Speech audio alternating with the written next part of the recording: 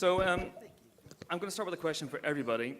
In the film, Steve Rogers keeps a checklist of all the great pop culture stuff he's missed out on in the last 50 years. So if you had to recommend anything for Steve, what would it be and why? And let's start with you, Anthony, work our way down to the other Anthony. Oh man, why you start with the Yeah, I would say Stevie. Yeah. What? Okay. The other? No, that's fine. Oh, that We got one. Anthony Oh, confusion. That guy took too many always about you. Go ahead. No, he said over there. I didn't Always even see about you. Go ahead, please. Tony, After you. continue. I think I would recommend that he check out Captain America: The Winter Soldier. That's all you need to know. Yeah, it tickles the absurdist in me, and I want to know: did we get it right? Does it feel representative of your experience? For him, it would be a documentary, I guess. And Joe? 4 words, 50 Shades of Grey. I think he needs more mommy porn in his life. The whole trilogy or just the first one? Just the first one. It's just the first one. I would stick with music. I'd probably do Beatles, Led Zeppelin. Okay, interesting. Scarlett? Cake pops. Because how do they make those things anyway? They're just so delicious. And Samuel? Red Tube. Red Tube. We might have just lost Captain America to that one. And Sebastian? Red Tube. The Godfather, for sure. I mean, right? The Godfather, and maybe Cronuts. I don't know. Any Eddie Murphy movie before The Golden Child. I love The Golden Child. Anything before Oh, that. that After and- that is like. Okay. Is that including the Golden Child? You want to include that in? No, The Golden Child Yeah. is included. Okay, yes. okay. Good. I want the knife. Come on, man. So the Golden Child, Cronuts, and Cake Pops were fattening Captain America up. Okay, let's take some questions. There's a gentleman over here, and then we'll try and get everyone in due course. Hello again, guys. Really enjoyed the film. I wanted to ask a question. Basically, you guys have had such great and diverse careers. If you could take any one of the characters that you played and put them in the Marvel Universe, which would you pick and why?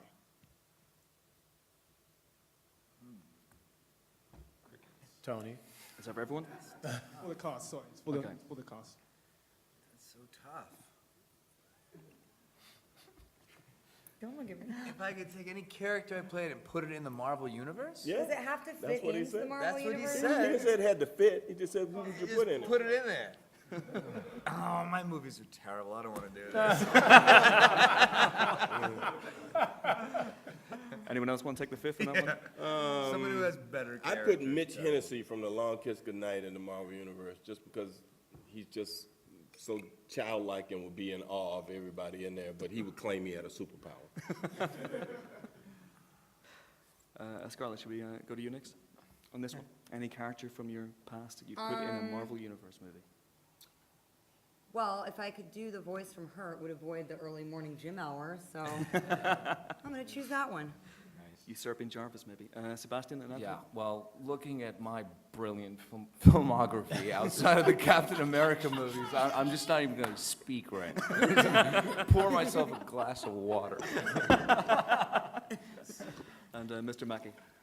I would say Nate Ruffin from Booty from the Man. Booty from the Man. Stellar work on the part of Anthony Mackie. Once again, making Sam Jackson look good.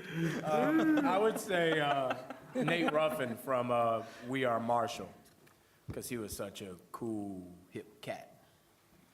Fantastic, thank you. Yes, please, there's a gentleman here in the front row as well. If we can just get the microphone. In fact, we're going to stay in the front row for the next couple of questions and move back. Congratulations. Oh shit. Yep, you're in. It's a microphone. Kill the geek with the Captain America t-shirt. Got awesome film, guys. I think you guys were fantastic from the heart. I think amazing. It's so weird because I love all your work individually. Genuinely not being a sucker with that. In terms of the question. Yes. Yeah, get to the point. Captain America is obviously a symbolic character. He's a really, I think Erskine in the first film says he's a good man. We want to say he's a good man. I was actually genuinely touched, as cool as that sounds. I think the whole Steve's journey, both in the first film and this film. But obviously the world is a lot grittier now, and the characters and all the espionage and stuff like that, how did you maintain the essence of what Erskine said to Captain America as a good man in this world that's a bit darker, characters that are obviously a bit shady? How did you, without being corny, how did you keep that at the core, and also the other actors around it? How were you able to kind of like bounce off that, and were you inspired a bit by the character as well? Well, I mean, Short question. He just is a good man. I mean, it's about, developing a character, and hopefully if you develop, I don't think the part of him that is a good man is necessarily dependent upon his environment. He's a good man essentially in a vacuum. He's just a good person. He doesn't bleed on people. He has morals and values, and hopefully if you put him anywhere, whether it's in the 40s or modern era, or whether it's a period film or a grittier political thriller, hopefully the qualities of who he is will still shine through. In terms of not making it corny, I think that's more of a director question. Well, I would say, I mean, look, I think it's also, I mean, look, not making him corny, yeah, you cast Chris Evans, right? So Chris has this great, he's able to balance the character in a way that's always, Joe and I have always been amazed by. It's really, he strikes the balance between sort of somebody who's like self-confident and focused, and he puts the emphasis on that, I think, rather than on righteousness, which is important. But for us, I mean, look, we always like the more complicated version of the character. The sort of simple version of the character was never that appealing to us. So, we tried to put him in a very complex situation and play to the complexities. I mean, he starts the movie off in a very vulnerable place. This is the first movie where we really catch up to him in modern day and see what it means to him on a character level to have missed 70 years and woken up and found that nobody from his old life is around anymore. It's a very isolated place, a very emotionally vulnerable place. So his relationships to the other characters in the movie are even more important because he has nobody. So I think that's basically how we kept him grounded, how we approached the character. Thank you. Thank you. There's a gentleman beside you, with the guy with the cap to your left. There you go. That's it. Thank you. Okay, is that on? My questions was Scarlett specifically. Obviously, one of the key components of the Black Widow character is this enigmatic past, which is still affecting and defining her. But it seems at the end of this movie, at least, she's perhaps a little more receptive to maybe people knowing a bit more what that entails. So would you, as an actress, be interested in going there and exploring that and realising it on film? Or do you think perhaps some things are better left undefined and it could perhaps rob the character of some of her intrigue and mystery? Well, you'll get more of Widow's backstory in Avengers 2 also. Really? Yeah, you read it. And I think her backstory is, I mean, she has a rich past, as you just, already described. She definitely comes from a really dark past. I think she's kind of had to be she's had to sort of desensitize or dehumanize in a way to be able to do and see some of the things that she's, seen and participated in willingly. And I think probably most people that have that kind of job description, a mercenary, they do. But I think she's just sort of now grappling with the fact that she may be experiencing some trauma from that, or at least that she has feelings about the things that maybe she doesn't sleep so well at night, and it's just sort of hitting her now that she's kind of been, acting as a sort of, gun for hire, and, that in doing that, she's never really made any active choices, and that kind of, it's sort of like the rug has been kind of pulled from under her feet. So I think more interestingly would probably be to discover her, to follow the progression of that story, and bring her back home or see where that kind of leads to. But of course, that's all in my imaginary next installment. None of that's really been, we've thrown the ball around a little bit, but nothing is in the works right now for that. Thank you. Front row.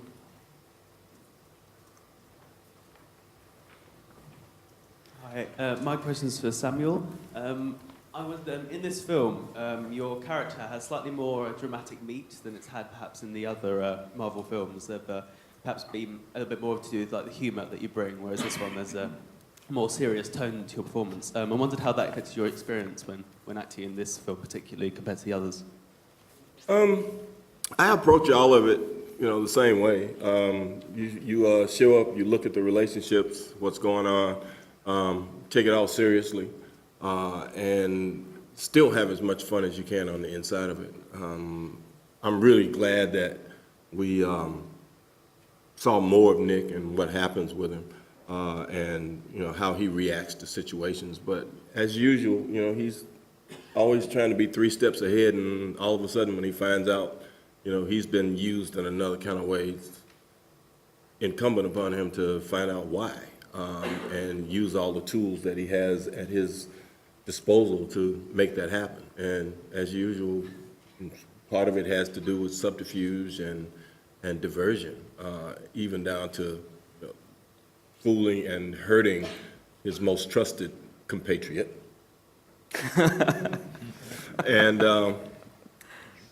we actually shot a scene where that's explained, or we have that moment, but I've been told it slows the film down in a significant way, and they didn't want it slowed down. But when you get the DVD and you click on my face, there's a hidden feature that will allow you to access that scene, and you'll see more of what that means between he and Black Widow. But it was a real joy to be able to go into Nick's workplace and to find out who he is in depth in certain ways, and to expose some of the stuff through the conversations that Robert Redford and I had in the film. Anthony and Joe, is this true? Is there a lot of stuff on the cutting room floor? Can we expect a lot of extra scenes on the DVD and Blu-ray?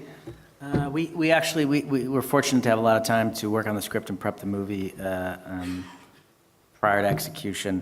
So I think there's about 6 or 7 minutes of deleted scenes. Okay. But not a particularly large amount. Okay, fantastic. Yes, please, right here in the front row. The question, I guess, could be for everybody, but particularly Anthony and Joe. It used to be that films were very much standalone, and the one thing Marvel has done fantastically well as actors and writers and directors is create that universe. I'm wondering, does that affect the approach to making the movie when you haven't just got one story to tell, you've got a piece to tell, you're already planning, going up against Batman in 2 years' time? Does that have to be a longer game, as it were, in the way you approach it? It is, and it is a giant mosaic, and it's a very ambitious undertaking. It's probably as ambitious as movies have ever gotten, just in terms of the scale and the amount of films that they're making that are interconnected. But the real secret sauce to that is Kevin Feige at Marvel, who is this auteur producer. He's quite brilliant at what he does in terms of, keeping that interconnectedness, but also focusing on the movie at hand. He's very good about not putting any constraints on the film that he's working on, because he has the belief that if you're thinking about the future, then you're not going to make the best movie that you can right now. So he really tries to make the best film that he can, and then figure out what the next movie is going to be beyond that. So a very organic process. Okay, let's break the tyranny of the first row. There's a guy in the second row here. Thank you. A question for all the actors. There's a lot of physical action going on in this film amidst all the other stuff. What was the biggest challenge for you guys? Were there any injuries? I mean, there are always injuries, whether you end up in a cast or not. Doing stunt work, it's physical stuff, and even when you block a punch, that punch lands somewhere. So you're always going on with bumps and bruises, and we're all getting older, and so it has lasting effects. Anything in particular? Yeah, any fight with Frank Grillo. Yeah. He doesn't know how to pull his punches. Mac, you must know this. No, we were hitting each other for real. You hit for real. If you don't block Frank Grillo's punch, you're going to get knocked Well, that's out. because he's an actual boxer. He's a so boxer. Like, He doesn't know anything but 100%. No, that's because he's a mean person. Yeah, I saw him do the same thing to Nick Cage the other night. Yeah.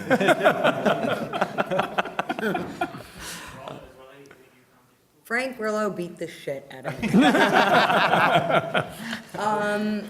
I didn't, let me see, did I? I mean, I'm forever wounded from these movies. I know. I mean, I have old injuries from Iron Man 2 days, and I just keep re-injuring them. That's part of the joy.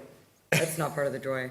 It's part of the process, I guess. I mean, like Chris said, it gets, as you sustain more injuries over time, and it hurts for longer and things like that. But I don't know. It's I guess I like to be able to do as much of the stunt work as possible, and I don't. I think you take a little bit of a risk with that.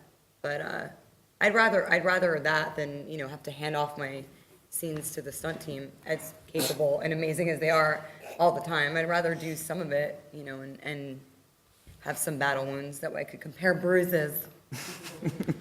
And Sam and Sebastian, any injuries? I mean, I feel like I got pretty familiar with Chris's kneecap like once or twice. I don't know. We were doing everything so quickly, and we'd sort of prepare for months doing those fight sequences. So I honestly wouldn't feel anything until I was in the car on the way home when I couldn't get out of the seat, like being dropped off at the hotel. But I'm sure we hurt each other. You didn't hurt me. You? I haven't even. This is the first time I'm seeing you. I know, that's why I say you didn't hurt me. It's quite nice to work with you. And thank you. We didn't have any scenes together. And Sam, you weren't on the end of a Frank Grillo punch at any point, but Me? yeah. No. But did you get any injuries on this one? No. I use my stuntman extensively. I have no issues with him being hurt. That's what he's paid to do, and he loves it. He's from a stunt family.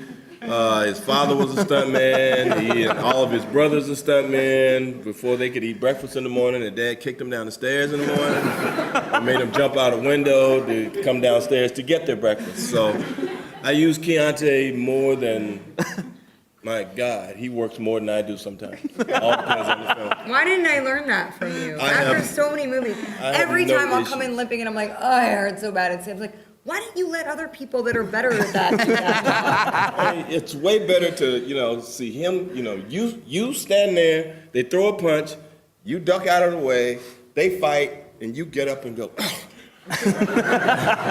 and run off and do the next guy. That's it. Believe It's that me, simple. It's Amazing. good for you. There's a lady here in the third row, and then we'll go right to the back here. I Thank you. want to follow up on that a little bit. Scarlett Johansson, Captain America has his shield and Falcon can fly. You only have 2 small guns. Have you ever asked for anything more to protect yourself as effects in the film? And the second question is, how do you identify with Black Widow? Well, I have a bite. I have a widow's bite. And, all kinds of things that come out of I have a belt that's multi-purpose. And I have my wit, of course, my sensational wit. My kung fu, wit. I don't know. I mean, I think part of the widow's fighting style and what makes her sort of charming is that she uses her size against, her opponent, and kind of it's to her advantage that she's fighting these big dudes and she's this kind of quick thinking, quick on her feet kind of Mouse that's hard to mouse that's hard to catch. Yeah, you can't teach quick. Love that. Yeah, you can't teach quick. I mean, I think that I think that I don't know necessarily, how do I identify with her? Well, I mean, I think any character that you play, you have to be sympathetic towards, of course, because, even if that's a villainous character, that's what makes, you sort of always have to have that bit of likability to you. I think this character has a certain unexpected humility to her. That's kind of, she has that soft underbelly, and and I have that same soft underbelly. That you do. That you do. Let's take a question now right at the back from the extraordinarily dapper gentleman at the back. If you could just pass the microphone back. Thank you. It's a question for Mr. Jackson. Oh. I was wondering, as a fully paid-up member of the Association of Spectacles Wearers, how you cope with the wearing of the eye patch in these movies, because no matter how good one eye is, when the other eye is closed, it must affect peripheral vision. It might mean you bump into other actors. into scenery, stuff like that? Or is there an advantage? Does wearing the patch improve your putting? You know, I've learned to turn my head further, actually, just by, doing that. But the interesting thing about the patches that I didn't discover until Captain America, the first one, was because I never had very many lines to say, was when I all of a sudden had dialogue and I would learn it the night before when I got to work. I could only see half the page when I put the patch on. So I've discovered that I have to actually learn my lines now with one hand covering my eyes so that my mind will absorb what's going on in there. And that's the one thing. But I putt with both my eyes open, don't you? Well, see, there you have it. I want to work on that, though. You are a musician as well as an actress. I was wondering if the rest of you have any hidden music ability, and if you'd want to do Captain America musical. She got albums and shit. What you play? The harpsichord. It's interesting. Where should we start? Should we start with Anthony? Do you have any musical abilities? Do you play any instruments? Can you play anything? Oh, man, nah. Juice harp? Juice harp. I can deal with the trumpet a little bit. Growing up in New Orleans, you have to learn the instrument, so I could deal with the trumpet. The trumpet? I'm nice on the spoons. Yeah. I could do a funky beat, Oh, shit. That's it, some turntables, Okay. So in other words, no. Sebastian, any musical talent in there? Nope, no musical talent, just good old karaoke, Okay. Hey, now. That's all I got. Yeah. Which we're doing tonight at the Dorchester.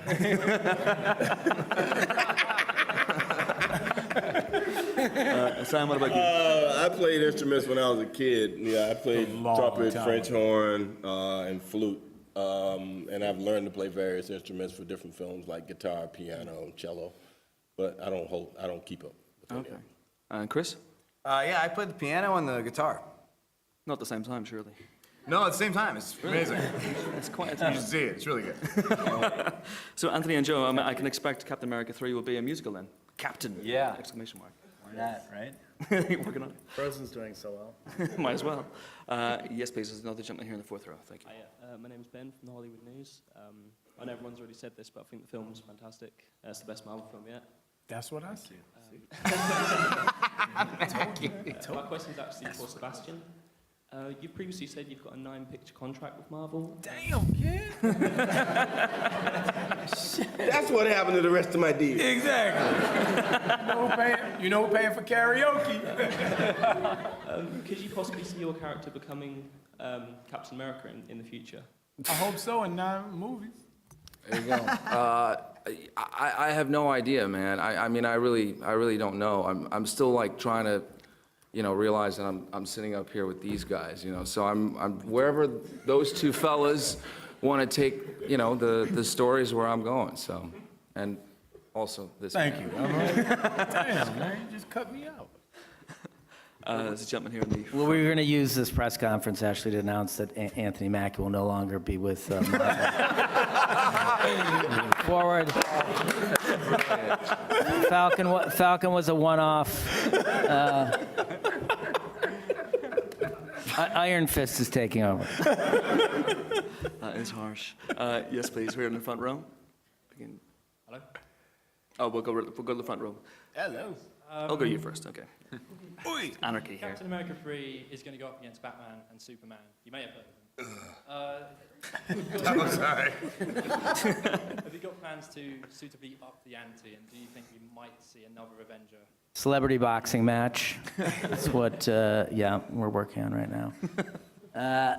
No, I don't know. I think, who said this best? That, when two cars are speeding at each other, one of them has got to veer out of the way at some point, so. Hell yeah. Put it out there, Joe. Put it out there, baby. Go ahead. Tell them, man. Tell them. This is a good old game of chicken. Listen, I think, Marvel, I think, announced that date originally. It was if you go back historically and look at it, Marvel and I think Sony have been trading off on that May date for a long time, and I think when Warner Brothers decided to move that film, they moved it to the May date. So, I can see where Kevin said, well, I'm not moving off that date. Boom. So, Yup, That's right. deal with that. so I don't think there'll be anything to up the ante other than that, hopefully we make a great movie and everybody's very excited to see it on, was it May 5th or May 6th? And I mean, that's the truth, is 2016. anybody up here is just, all we can do is make focus on making the best movie we can make, and when and how it gets released is, there's other forces involved in that. In other words, punks step up to get beat down. Know about that? Know about that? There's Marvel, where you have heroes, and Yeah. there's DC, where you have interesting bad guys. Yeah. We got Chris Evans, baby. Deal with that. Yeah. It's all kicking Yeah. off. It's all kicking off. We have time for one last question from this gentleman I've here. got a question from my 6-year-old son, Con. It's to everybody. Basically, the Avengers obviously are his heroes. Who is your hero? That's his question to everybody. Aw, that's cute. It's a good one. Like our life hero or like a superhero hero? A life hero. I'll say it's so generic, but I'll say my parents. I mean, they're your first, they're the ones who shape you and make you and teach you how to love and how to feel pain and happiness and cope. And it's everything from from birth until you're, in your teen years. That's where you're really forming who you are. And I really got to tip my hat to my parents. They're my heroes. Good luck, everyone else. Follow me. Everybody has to get the same answer. Thanks. You got parents? Jesus. Oh, nice. David Bowie. That's my hero, for obvious reasons. Samuel L. Jackson. Myself. Thank you, Sam.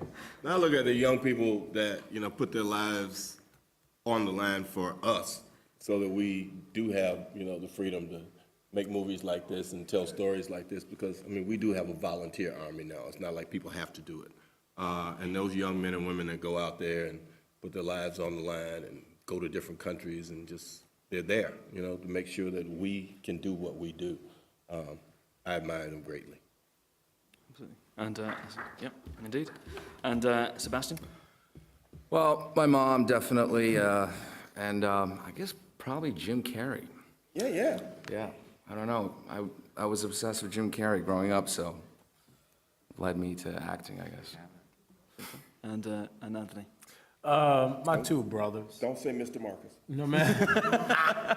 My two brothers. I spent the first 12 years of my life with them beating me up, and the past 22 years of my life with them applauding me and building me up. So, my two brothers.